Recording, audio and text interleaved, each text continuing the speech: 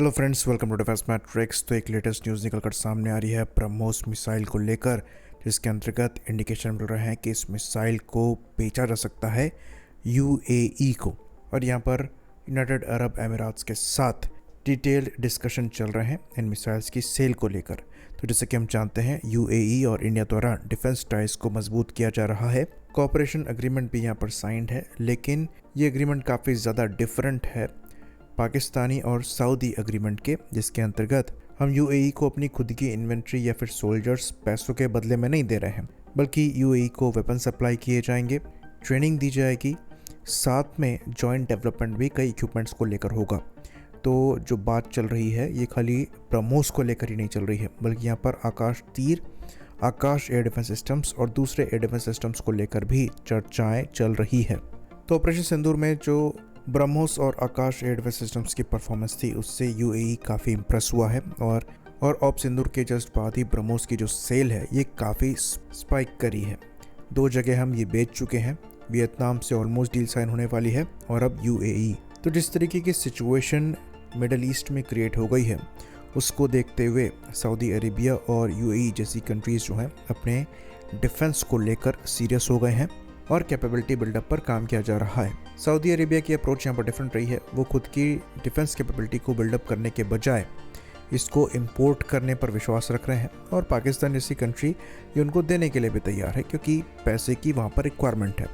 तो 8000 करीब पाकिस्तानी सोल्जर्स जो हैं ये सऊदी अरेबिया में डिप्लॉयड हैं। साथ ही साथ JF-17 का एक स्क्वाड्रन भी यहाँ पर डिप्लॉयड है और इनके एयर डिफेंस सिस्टम्स भी डिप्लॉयड हैं।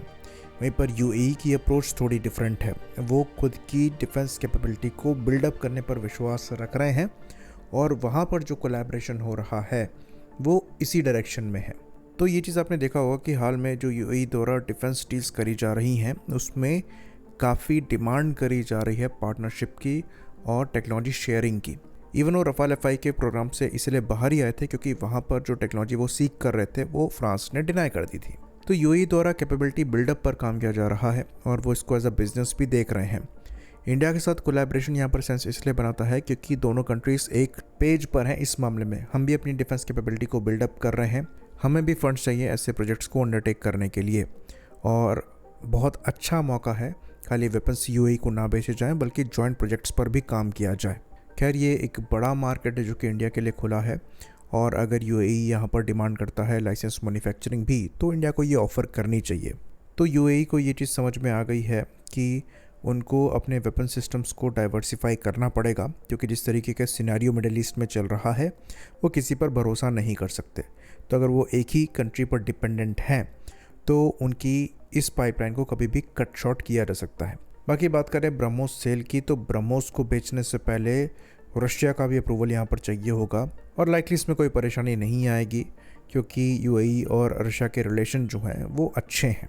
बाकी आकाश एयर डिफेंस सिस्टम्स को लेकर तो हमें किसी की परमिशन चाहिए नहीं, वो पूरा हमारा ही सिस्टम है। आकाश तीर भी अगेन हमारा खुद का सिस्टम है, और जितना काम हम एयर डिफेंस सिस्टम्स को लेकर कर रहे हैं, चाहे यहाँ पर QRSAM की बात करें या फिर बात करें प्रोजेक्ट कुशा की, तो हर रेंज के एयर डिफेंस सिस्टम्स को हम बना रहे हैं। इवन हम यहाँ तक कहेंगे कि प्रोजेक्ट कुशा में अगर यूएई पार्टनर बनना चाहता है तो हमें ये ऑफ़र करना चाहिए, क्योंकि इंडिया और यूएई के जो इंटरेस्ट है ये काफ़ी हद तक अलाइन होते हैं, और मिडल ईस्ट में एक स्ट्रॉन्ग ग्रिप के लिए यूएई के साथ स्ट्रॉन्ग पार्टनरशिप नेसेसरी है। बाकी दोनों कंट्रीज़ के बीच में डिफेंस के मामले में भी कॉमनैलिटी है, जैसे कि मिराज और रफाल जैसे प्लेटफॉर्म्स दोनों कंट्री ऑपरेट करती हैं। दोनों ही कंट्री ने रफाल को लेकर लोकल वेपन्स इंटीग्रेशन की डिमांड करी है और दोनों जगह ये चीज़ हो रही है। तो अगर इंडिया अपने वेपन्स को रफाल से इंटीग्रेट करेगा तो अच्छी खासी पॉसिबिलिटी है कि उन वेपन्स को हम यूएई को भी ऑफ़र कर पाएँ कि वो अपने रफाल से इंटीग्रेट करें। बाकी हम अपने डोमेस्टिक फाइटर प्लेटफॉर्म्स भी ऑफर कर सकते हैं फ्यूचर में, तिरस मार्क 2 या फिर आर्म का भी। तो 5th जनरेशन प्लेटफॉर्म्स को लेकर यूएई द्वारा भी ऑप्शंस देखे जा रहे हैं और उनके पास भी ज़्यादा है नहीं।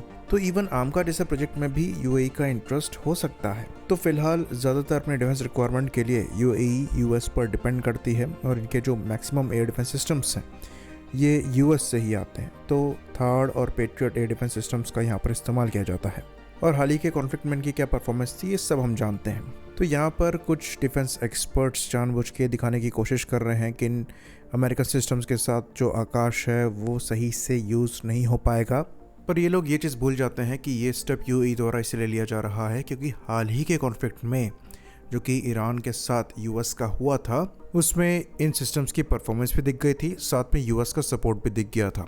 जहां पर जितने पेट्रियट्स और थार्ड के इंटरसेप्टर लॉन्च हुए थे, उनके स्टॉक्स को लेकर इवन यूएस को परेशानी आ रही थी। और ये चीज़ नज़र आ रही थी कि ऐसे कॉन्फ्लिक्ट्स में यूएस द्वारा सबसे पहले खुद के स्टॉक्स देखे जाएंगे और इन कंट्रीज़ को सेकेंडरी रखा जाएगा। और ये एक बड़ा कारण है जिसकी वजह से यूएई द्वारा अपने वेपन सिस्टम्स को डाइवर्सिफाई किया जा रहा है। तो अगर इनको long range air defence systems future में चाहिए भी होंगे तो इंडिया के पास हर कैटेगरी में ऑप्शन रहेगा और आकाश तीर के थ्रू आप उनको जॉइंटली इस्तेमाल कर पाएंगे।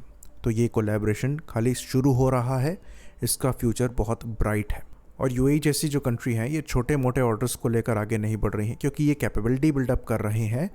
तो अच्छी खासी पॉसिबिलिटी एग्जिस्ट करती है कि ये सब्सटेंशियल अमाउंट यहाँ पर स्पेंड करें। इवन कुछ स्केल में दिख भी रहा है कि यूएई की कंपनीज़ और इंडियन कंपनीज़ जो हैं ये आपस में कोलैबोरेट कर रहे हैं और डिफेंस इक्विपमेंट्स को लेकर सामने आ रहे हैं। एज ग्रुप के साथ खासकर कोलैबोरेशन दिखा है, जहाँ पर उनके एयर टू सरफेस म्यूनिशंस को ऐसी तरह से इंटीग्रेट किया जा रहा है और इवन वो अपने लॉन्ग रेंज लॉन्चिंग म्यूनिशंस को भी ऑफर कर रहे हैं। तो यहाँ पर जो रिलेशनशिप बिल्ड हो रहा है ये म्यूचुअल है, क्योंकि इंटरेस्ट काफ़ी हद तक अलाइन हो रहे हैं। तो ब्रह्मोस की सेल डेफिनेटली यूएई को एक बहुत बड़ा एडवांटेज देगी उस रीजन में। ऑफेंसिव कैपेबिलिटीज़ खासकर काफ़ी ज़्यादा इंप्रूव होंगी। ऑल्दो पास्ट में यूएई को लेकर थोड़ा कॉशियस रहना पड़ता था क्योंकि इनके रिलेशन पाकिस्तान से भी बेहतर थे, लेकिन सऊदी अरेबिया ने पाकिस्तान के साथ डिफेंस टाइज को इस्टेब्लिश करके यूएई को दूसरी साइड खड़ा कर दिया है, जिसकी वजह से यूएई की साइड से तीखा रिएक्शन भी इसका आया था। क्योंकि सऊदी अरेबिया और यूएई में राइवलरी चल रही है रीजनल पावर को लेकर, तो पाकिस्तान ने एक साइड चूज कर ली है, जिसकी वजह से यूएई ने स्टेप लेते हुए दूसरी साइड में आगे कदम रखा है। ये इवन इजराइल से भी अपने रिलेशंस को सुधार रहे हैं। तो ये पूरी तरीके से अपने ही इंटरेस्ट के लिए काम कर रहे हैं और इसलिए इंडिया को अब कॉन्फिडेंस आया है और हम आगे बढ़ के अपने रिलेशंस को यूएई के साथ फर्दर सुधार रहे हैं और ऐसे क्रिटिकल डिफेंस टेक की फील्ड में कोलैबोरेशन को फर्दर इंक्रीज कर रहे हैं। तो ये बस शुरुआत है। हमने पहले भी प्रेडिक्ट किया था कि यहाँ पर डिफेंस टाइज जो है काफ़ी ज़्यादा स्ट्रॉन्ग ग्रो करेंगी और अच्छा खासा बिजनेस पोटेंशियल इंडिया के लिए भी यहाँ पर एग्जिस्ट करता है। होपफुली ये जो बातें चल रही हैं इनका कंक्लूजन जल्दी आए, ताकि हमें पता लगे कि कितनी अमाउंट की डील यहाँ पर हो रही है, क्योंकि एक्सपेक्टेड नंबर्स जो हैं ये प्रीवियस डील से ज़्यादा होने के चांसेस हैं। तो ये एक काफ़ी अच्छी न्यूज़ है, डेफिनेटली सऊदी अरेबिया और पाकिस्तान के लिए नहीं। इसी बात पर इस वीडियो को भी हम ख़त्म करेंगे। लाइक करिए, सब्सक्राइब करिए। जय हिंद।